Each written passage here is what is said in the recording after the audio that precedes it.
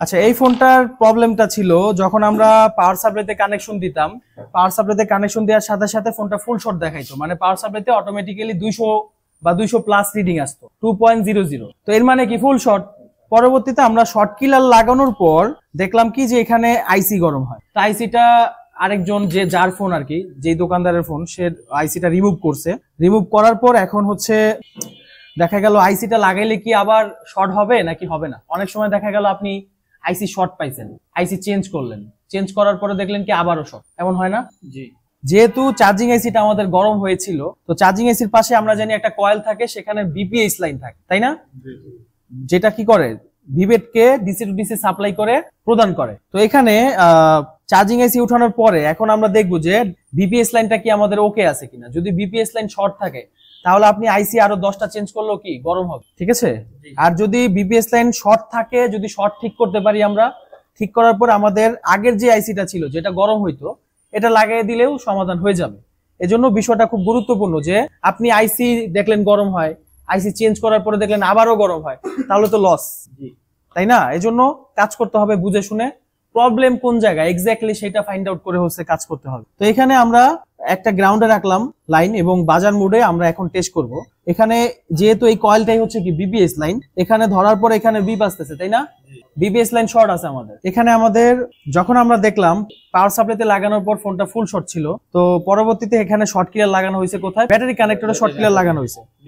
Battery কানেক্টরে short কিলার লাগানোর পর দেখা গেছে কি চার্জিং এসি গরম হচ্ছে। তো চার্জিং এসি রিমুভ করার পর এখানে বিপিএস লাইনটা শর্ট দেখা যাচ্ছে এখন। এবং আমরা যদি এখন চার্জিং এসি চেঞ্জ করি আরো, তারপরও কি চার্জিং এসি গরমই হবে, নতুন এসি লাগানোর পরও গরম হবে। কেন গরম হবে দেখেন, সাপোজ ধরেন বিপিএস লাইনটা শর্ট, এই ক্যাপাসিটরটা শর্ট হয়ে গেছে, তাহলে এই গ্রাউন্ডের লাইনটা এখানে চলে আসছে না? যার কারণে আমরা কি মাপার পরে এখানে বিপ পাইছি। এখন এই লাইনটা অলরেডি গ্রাউন্ড আছে, আবার এখান থেকে পজিটিভটা এখানে ঢুকছে। এখন আমরা যদি ফোনে শর্ট কিলার লাগাই তাহলে কি হবে দেখেন, এই হচ্ছে আমার শর্ট কিলারের লাইন। আমি যখন ভিভেটে শর্ট কিলার দিব একটা পজিটিভে, এবং আরেকটা লাইন যখন আমরা গ্রাউন্ডে লাগাইলাম, গ্রাউন্ডের লাইনটা প্রথমে এদিকে আসলো, আসার পরে সেটা চার্জিং এসিতে চলে গেল, ভিভেটের লাইনটা এখানে চলে গেল। তখন এখানে সংঘর্ষ কোথায় হবে? চার্জিং এসিতে হবে, ঠিক আছে? এইটা অনেক চার্জিং এসি আছে যেটা লাইন কোনো প্রবলেম হইলে এই পাশ থেকে এই পাশে সাপ্লাই দেওয়া বন্ধ করে দেয়, লকডাউনে ফেলে দেয়। বাট এই রিয়েলমি ফোনে এই সিস্টেমটা নাই হয়তো, যার কারণে কি হয়েছে, সমস্যা হয়েছে হচ্ছে বিপিএস লাইন, তবুও ভিভেট লাইন শর্ট দেখাইছে। তো আমরা যখন ভিভেট লাইনে শর্ট কিলার লাগাইলাম তখন কি হলো, এটার সাথে চার্জিং এসির উপরে চাপ সৃষ্টি হওয়ার কারণে চার্জিং এসি গরম হয়েছে। এখন আমরা আরো 10টা চেঞ্জ করলেও কোনো কাজ হবে না আমাদের, যতক্ষণ না এই বিপিএস লাইন ঠিক করতে পারবো। হইতে পারে এই ক্যাপাসিটারটা শর্ট, হইতে পারে এখানে বিভিন্ন আইসি আছে, যে কোনো একটা আইসি সমস্যা হইতে পারে, যে কোনো একটা আইসি শর্ট হইতে পারে, বা কোনো একটা ক্যাপাসিটার শর্ট হইতে পারে। আমরা জাস্ট এখানে শর্ট কিলার লাগিয়ে দেখবো যে কোনটা গরম হয়, যেটা গরম হবে সেটা ফালাই দিব, তারপর আমরা চার্জিং এসিটা লাগাইলে আমাদের ফোনটা ওকে হইতে পারে। তো কিভাবে কি করতে হবে আমরা প্র্যাকটিক্যাল দেখি, তাহলে ক্লিয়ার ভাবে আমরা বুঝতে পারবো। যে কোনো কাজ প্র্যাকটিক্যাল ভাবে শিখলে সহজে শেখা যায়। ফার্স্ট অফ অল এখানে যেহেতু বিপিএস লাইনটা আমরা বিপ পেয়েছিলাম, সাধারণত এটা পজিটিভ লাইন, কিন্তু এখানে কোনো বিপ পাওয়ার কথা না, বাট এখানে বিপ পাইছি যেহেতু এখানে শর্ট আছে। তো এই কয়েলের মধ্যে আপনি শর্ট কিলার লাগিয়ে দিবেন এবং দেখবেন যে কোন সেকশন গরম হয়, ঠিক আছে?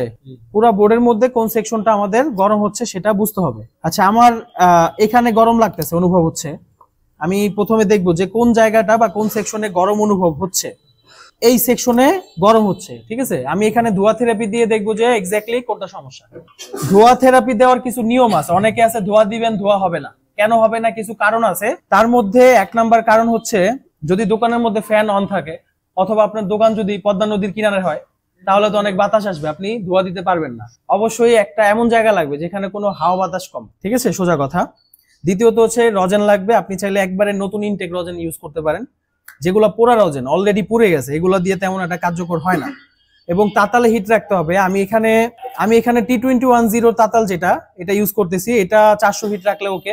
নরমালি আপনারা যে কোনো তাতাল 400তে হিট রেখে কাজ করতে পারেন। যদি 400 বেশি দেন ধোঁয়া হবে না, পুড়ে যাবে। আবার কম দিলে ধোঁয়াই হবে না, তাহলে 400 দিলে কি ইনাফ। এখন হচ্ছে আমরা এই যে এইভাবে রজেনটা নিয়ে এইভাবে রাখবো, জাস্ট হাফ ইঞ্চি গ্যাপ রাখবো, তাহলে এখানে ধোঁয়াটা হয়ে যাবে, ঠিক আছে? বা যতটুকু গ্যাপ রাখা লাগে আপনি রাখবেন।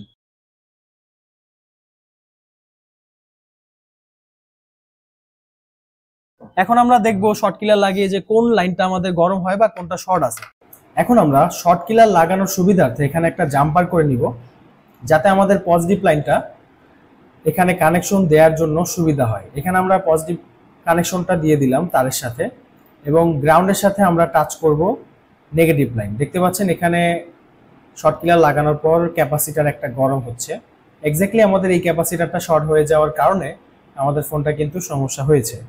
তাহলে আমরা এটা গরম থাকা অবস্থাতেই এভাবে টাচ করলেই কিন্তু রিমুভ করতে পারবো।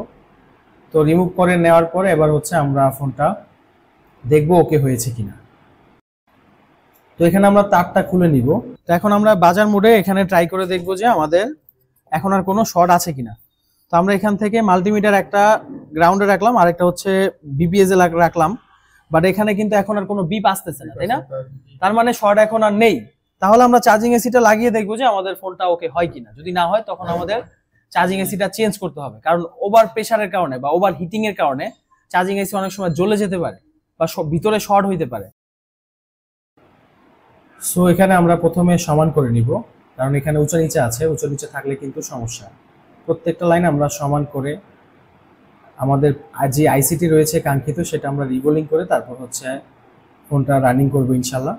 তো এখানে সোল্ডারিং উইক দিয়ে আমি কাজ করতেছি। সোল্ডারিং উইকটা কম দামি হওয়ার কারণে কাজের ফিনিশিং ভালো আসতেছে না।